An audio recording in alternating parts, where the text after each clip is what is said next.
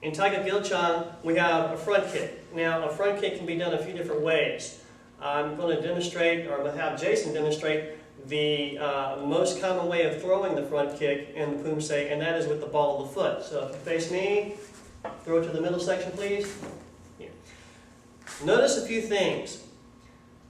First of all, with the foot, kick out. Here. Now, the toes are pulled back, but the foot's pointed. Think about pressing on the gas pedal, but pulling the toes back. Contact is made with the ball of the foot. All right? Now, again, let's go through it slowly. Just bring your knee up to the chamber position. Notice that Jason hasn't committed his hips like this, because that's where his power comes from. A lot of people, they don't work on their hip flexors, they don't work on their abs, so that when they pull their knee up, they feel like they have to lean back. Well, you committed your hips. And if your hips are already committed, where's your power going to come from? Just from those muscles. You've taken out most of your power. As he kicks out slowly, that's when he extends his hips. Notice the support leg is bent slightly. That gives him better recovery. Notice that his support foot is turned out slightly, and the weight is on the ball of the foot. Even if the heel is touching the ground, the weight's on the ball of the foot. That enables him to put his hip more into the technique, gives him more reach and more power. As he rechambers his knee, he pivots on the ball of his foot, brings his hips back to the chamber position, and sets down.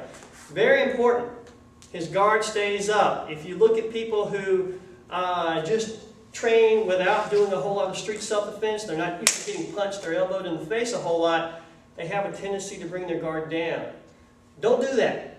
Keep your guard up. When he kicks, his guard stays up the whole time. When I kick, my guard stays up the whole time. Now, another application, or another way to do the front, let me start that whenever. Another way to do the front kick is with the heel.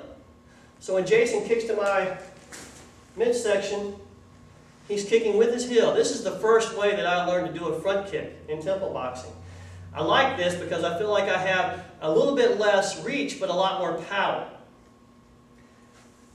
The mechanics of the kick are pretty much the same as we did with the ball of the foot. The vector of force is going out and not up. So he kicks at me, again, his guard stays up. I kick at him, my guard stays up. One other way to do this is with the top of the foot or the shin. Now this is a little different in that the vector of force is going up. Now this would be going to my groin level if he's kicking, and you want to bring your knee up and project through the target. Now another way to do this is if I have Jason in a wrist lock. Notice that he's bent over. Here I would make contact with the shin, or if he's way out there, with the ball of the foot. Here. And again, if I'm going to kick in front of his head, so I'm not going to kick him, but watch. If my target's here, I'm going to bring my knee higher than my target. So when I kick here, my knee comes up higher than my target, so I can go all the way through.